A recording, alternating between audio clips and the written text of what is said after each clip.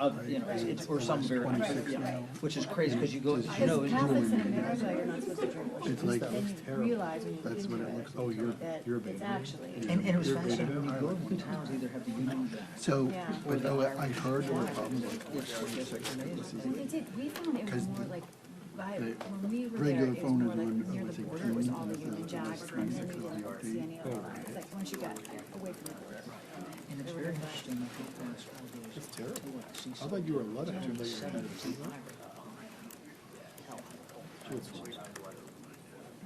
Very violent stuff.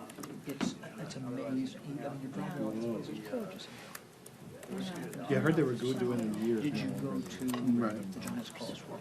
Of course, yes, we did, we did, we loved it. You know, you could see into Scotland and Yeah. Islay. You can see Campbelltown, where that part, that peninsula is, and what Islay is on a clear day. In fact, I have a photo of the most northern sheep in Northern Ireland, because he was standing right on the edge there. I hate this We day, went I to, go back from vacation, I'm like, oh yeah, oh, because Steve. we went to Rathlin Island too, which I is had to off. write shit. And there's Sunday and and then I was back in. How bad is it? It's not bad. Really? And there's even a road called. Yeah, I feel like around the ears. Not October, which they did that, but there's something in, up near Maine. Tan too? Which is where. Yeah. What were you coinciding? Yeah. Were you in government? Were you in office? It was A great. little bit in downtown, So it was not even much. better See, right see, after we see, left. this is. Yeah, I've been seeing just now and then Sean White. Trying to feel shivers. Wow. Do they train down there? For the officers? Yeah. It were like all the. So we did go to Enniskillen and after that, and that was really turning point. See, so that's a main road. Binge good. I do like the idea. I did not make a short movie for that long. But yeah, there's the northern sheep, which is really. Extended my flight. Northerly sheep, in northern, he's right there on the edge. So we're like one full day. It's flying today, then Wednesday, whole day, and then Thursday. And then I went along the hiking of the country. Yeah, for the holiday. Yeah, we went. There's northerly sheep and northern. Here's my other angle. Here's my other angle. But yeah, so we went up there. We went to Giants Causeway. But we also went to. For the high holiday. Like, you know, so. Oh, that makes sense. It might be. Yeah, I guess it is more northern. Just in Ireland? Went to the yes. Exactly. Where were you? I'm sorry, I don't know. No, that's a group conversation. What they jumped all the way into 14? Patched you all together. I was supposed to. It does feel like. It's so beautiful. Mostly in North like, yeah, we did. We went to the rest of the yeah, we went up to like this Rathlin Island, which is like kind of remote. I didn't get to see it. But they just left. That's the great one. How was the one? Well, they have a message, here it The is. Cliffs of Moher? We did that. Oh, wow. They're very touristy. There's other cliffs. That's right. It's only because you fly into Shannon is why they get that, you know, I've been to the cliffs of Moher, it's fine, but it's only because they like to Shannon. Michigan, You can do went the down. Kerry cliffs. Were a Yes. little scarier. And less. Just curious about that. The Cliffs are. Heads up. Heads up.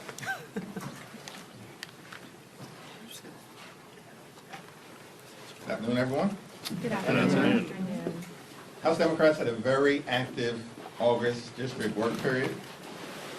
We held more than 1,000 different events all across the country, interacting with everyday Americans who we are privileged to represent. We talked about the economy, we talked about health care, and we talked about cleaning up corruption here in Washington, D.C. In this great country, America has become far too expensive. The cost of living is way too high.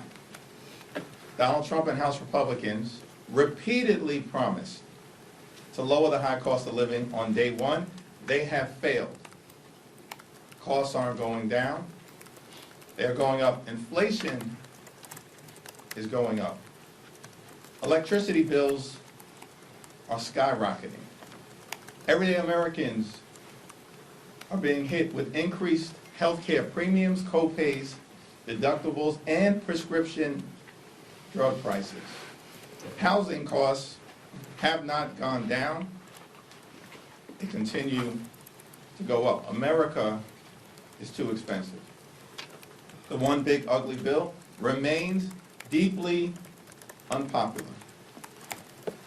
In town hall meeting after town hall meeting after town hall meeting, House Republicans were unable to defend their signature so-called legislative accomplishment. Because it turns out that ripping health care away from millions of Americans, ending Medicaid as we know it, closing hospitals, shutting down nursing homes, forcing community-based health clinics to shutter their doors, and failing to strengthen the Affordable Care Act are all deeply unpopular with Democrats, independents, and Republicans.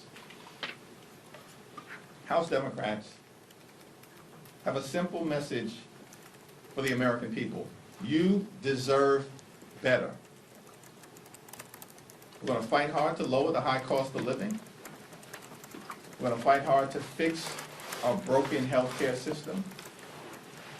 And we're going to fight hard to clean up corruption so we can deliver a country of the people, by the people, and for the people, as opposed to the type of country that we're seeing under Republican complete control of government, which is a country of the billionaires, by the billionaires, and for the billionaires. That's what the Republican one big ugly bill was all about. They passed legislation that hurt everyday Americans in order to reward their billionaire donors with massive tax breaks. Our message to the American people is clear. You deserve better. Questions? Mr. Lee. Thank you, Mr. Leader. With the government funding deadline coming up, first of all, how closely are you aligned with Chuck Schumer? You had different strategies last time around. And can you imagine any scenario in which Democrats support a clean CR? House Democrats and Senate Democrats are working closely together. I speak with Leader Schumer regularly, and we will continue to remain in close touch. We have all been very clear that we are willing to find bipartisan common ground in order to pass a spending bill, avoid a reckless Republican government shutdown, and meet the needs of the American people. But that spending bill has to be both bipartisan, a product of negotiation, and it's got to serve the interests of the American people in terms of their health, safety, national security, and economic well-being. The ball is in the court of the Trump administration and Republicans, because if they continue to proceed down the lane of trying to jam a partisan bill down the throats of the American people without working with Democrats in the House or the Senate, our position will be the same as it was in March. We will not support a partisan spending bill put forward by Republicans that hurts everyday Americans. So a clean CR is off the table. Clean CR is one of the things that will be the subject of any four corners negotiation, but there has been no four corners negotiation. Welcome back, Mr. Leader. The Speaker said the two of you spoke recently about government funding here. From a policy perspective, what is your red line? We had an opening conversation last week about the importance of trying to find common ground where possible in order to meet the needs of the American people. But in that conversation, I also made clear we're not going to support partisan funding legislation, period, full stop. We're not going to find ourselves in a situation where Republicans at the 11th hour present a partisan spending bill that hurts everyday Americans, hurts children, hurts veterans, hurts seniors, and hurts the very people who this government should be helping. And then Republicans expect that we are just going to fall in line like they do all the time to Donald Trump's extreme agenda. That's not happening. We've been very open and honest about that publicly and in our private Well, conversations. did you ask for the DC to be free of the National Guard? Did you ask We had for a Obamacare we had a subsidy? general conversation as it relates to meeting the needs of the American people in a bipartisan way with a focus on the areas of the economic well-being of the American people, the health of the American people, the public safety of the American people, and the national security of the American people. Those are the four issue areas that have been a constant source of discussion. Thanks. Leader Jeffries. We'll go back first. Thank you, Leader Jeffries. Can you just tell us what you know about what will happen next when it comes to the Trump's takeover of the federalization of the DC police, and what will happen moving forward here in Congress? Will Congress vote to extend that, and what conversations have you had? We have not had any conversation with the Trump administration about any possible extension to the expiration of their emergency powers. That's not an extension that I support. It's my expectation that this week, when we meet as House Democrats, both in caucus and during any whip conversations that we have, we'll explore that issue further. But there's been no effort by the Trump administration to justify any extension of the emergency powers that were probably the result of Donald Trump trying to figure out a way to change the topic, given his deep unpopularity, the failing of this administration to do a thing about lowering the high cost of living, and the fact that the one big ugly bill is incredibly unpopular, and Republicans have been unable to do anything during the August district work period to reverse that reality. Leader Jeffries. Thank you, Mr. Leader. Treasury Secretary Scott Bessent said over the weekend that President Trump is thinking about calling an emergency for declaring a housing emergency to give him special powers to lower the cost of housing. As you mentioned, there's an affordability crisis there. He's used this emergency power on crime. You just talked about DC crime. We've seen it on immigration. We've seen it on tariffs and trade. What are your thoughts about the president using emergency powers to unilaterally take action on issues that Congress has failed to do so? And do you believe that the housing crisis is so severe that he should be using emergency powers to address it? It's not clear to me what emergency powers Donald Trump seeks to utilize, or what his solution would be in terms of dealing with the housing unaffordability issue that is plaguing far too many Americans across the country. Donald Trump promised that he would lower housing costs on day one. Here's a suggestion for the Trump administration: try to legislate. And maybe we can find common ground in order to get something done on behalf of the American people. The notion that Donald Trump and the administration would use emergency powers to address a housing crisis that has existed in this country since day one of his administration and he's done nothing about is a joke. And like many of the other efforts at utilizing emergency power, including most recently the effort to use a so-called emergency to justify the Trump tariffs, which are hurting everyday Americans, it will ultimately be struck down in court.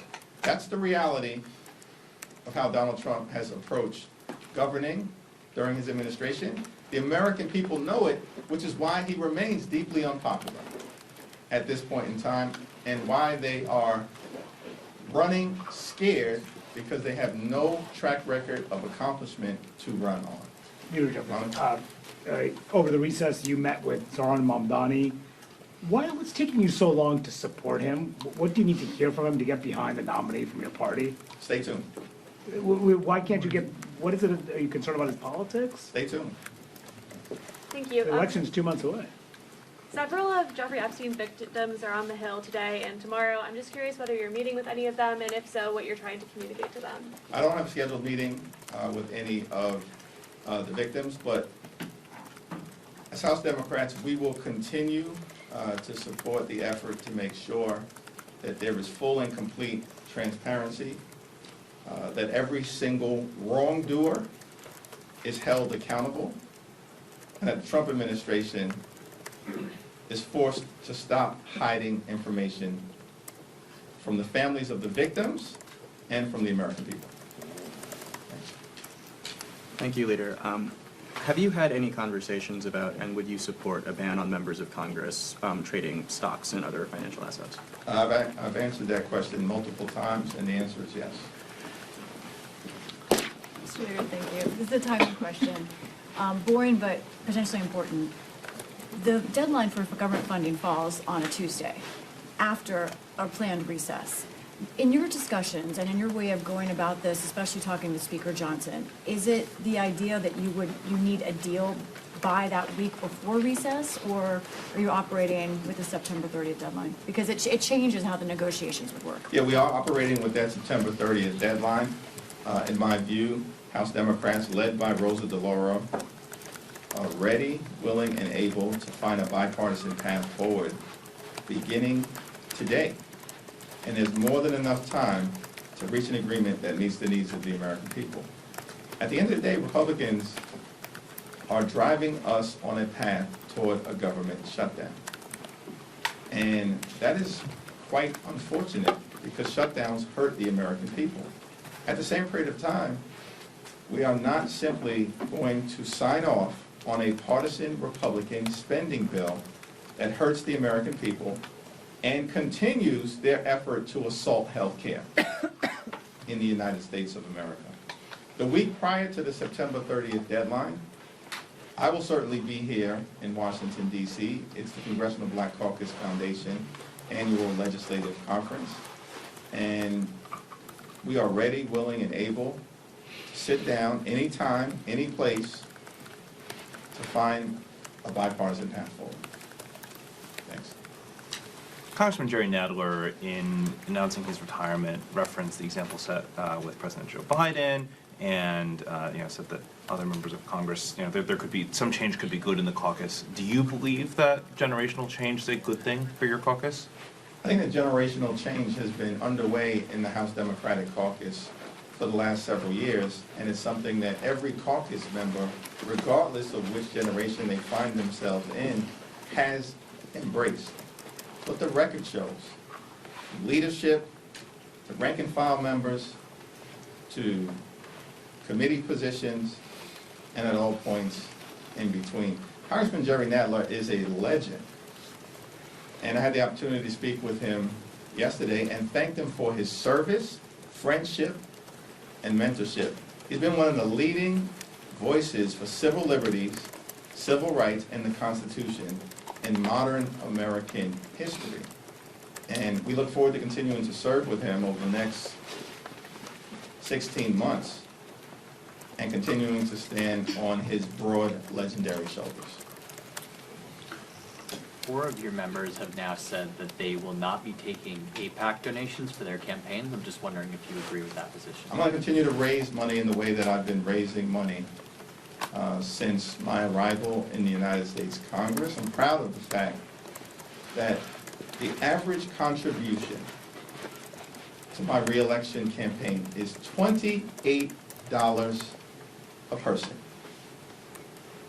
That's the average contribution. If you want to write about anything, write about that.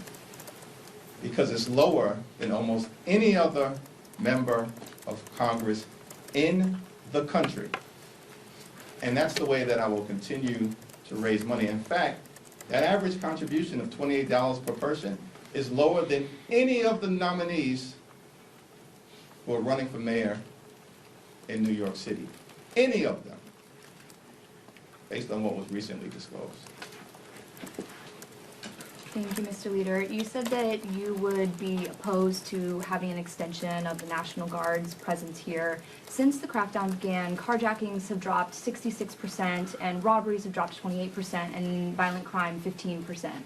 And you've been opposed to this since their presence here began, but are Democrats finding themselves on the wrong side of this issue at all with such reports? You know, I mean, they're a bit beneficial.